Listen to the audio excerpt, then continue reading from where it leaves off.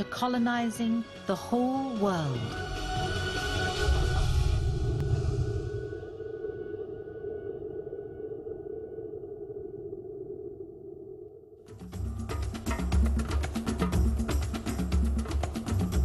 Where do we all come from? Where does our human journey begin? It seems that it's here, in the great Rift Valley of East Africa, that our species has its homeland.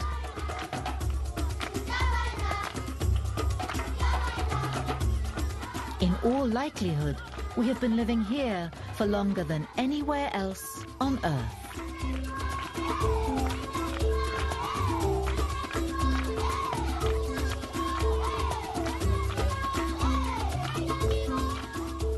The best evidence for this was discovered in 1967.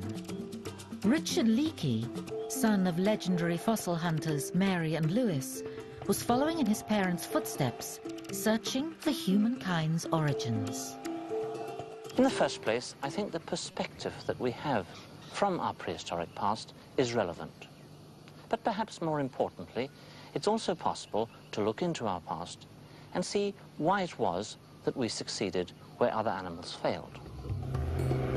Working with a team of scientists, Leakey set off to explore a remote area on the far side of the Omo River in southern Ethiopia.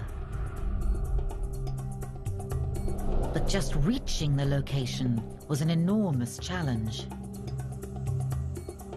And after months of planning, they made it to the banks of the great river, only to be faced with disaster. A huge crocodile attacked their boat. The crew were lucky to escape with their lives.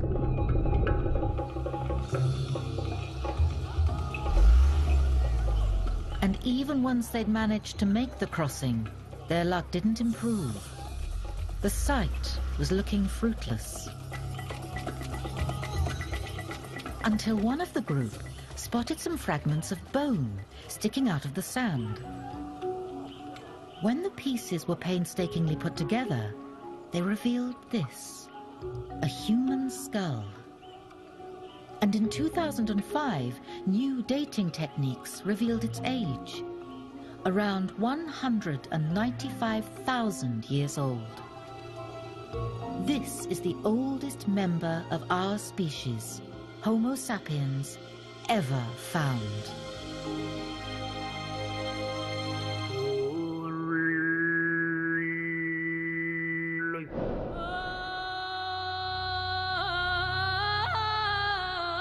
It's good evidence that this region of East Africa was our first homeland.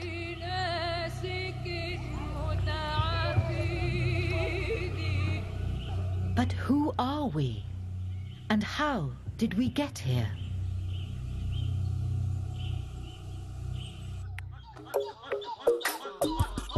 The very first human creatures evolved much earlier than the people of the Omo Valley, around 4 million years ago. They were much more ape-like than us. A series of different species of human then evolved. They had gradually increased brain size and were better adapted to life in the African savanna. We are the most recent in the line, Homo sapiens, or modern humans. The evidence is very fragmented, but it seems likely our most recent ancestor is an ancient human creature like this.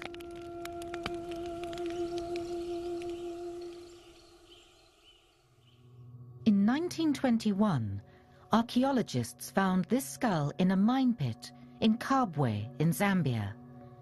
It's a prime example of Homo heidelbergensis. So what's the difference between him and us? By comparing him to hair-toe man, a well-preserved Homo sapiens skull, we can see what changed through time. This is a fossil form of modern Homo sapien, a hair-toe skull. And this one is Kabwe. when you see these two, you can see it clearly. They're really different.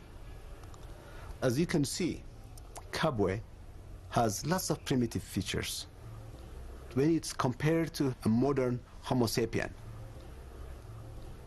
Kabwe doesn't have a forehead, which is typical of primitive forms. Modern Homo sapiens, that is us, has a forehead. And when you see the face, Kabwe's face juts out more. It has heavy brow ridge, which you don't see in the modern Homo sapien. When reconstructed, Homo heidelbergensis looks similar to us, apart from his long, low head and heavy brow. But these ancient humans completely died out, while our species flourished and spread across the planet. So what was so special about us?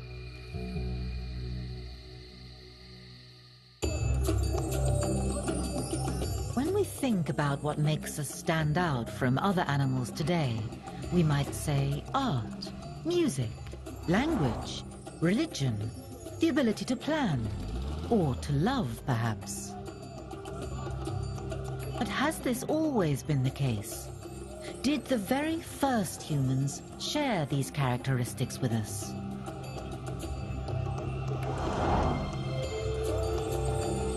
Not all scientists think so.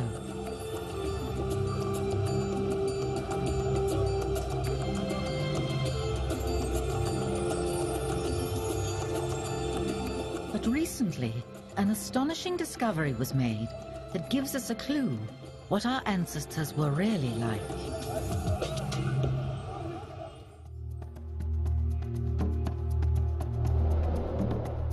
The site of the find is 5,000 kilometers from where the Omo skull was discovered, in South Africa.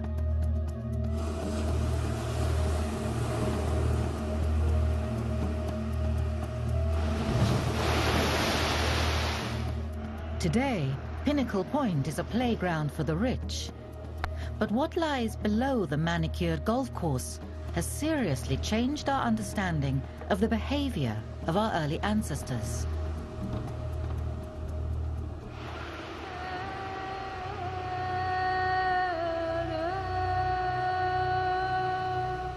And it's all down to this cave.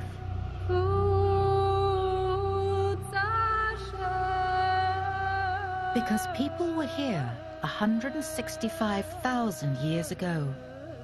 People apparently just like us. It's one of the earliest places we're known to have lived. Well, this cave, I know from my experience excavating here, the setting is obviously beautiful. You can't have a better place to work. But climate-wise, it's very comfortable. It can be stormy and wet outside, and in here you're warm and dry. It's generally protected from the wind. It's a good place to live. But it's what these people left behind that suggests they already had what we regard as typically human qualities. These types of tools are very typical of what we find in this cave. And this is a quartzite blade, and this is a quartzite point. And alongside these, in the oldest deposits, we also find these much smaller bladelets. They're obviously very small blades, and because of their small size, it's unlikely that these would have been handheld tools for cutting. It's very likely that these represent some of the earliest stone tools that were set into a handle. Tools this complex are typical of our species. They can be used for cutting wood or plants, butchering meat, and hunting. These barbs would prevent the tip from pulling out. The wounds that weapons like these can inflict creates a blood trail that can be tracked. I think that would be a pretty effective tool. And from what the archaeologists are finding in this cave, it seems our ancestors put their tools to good use.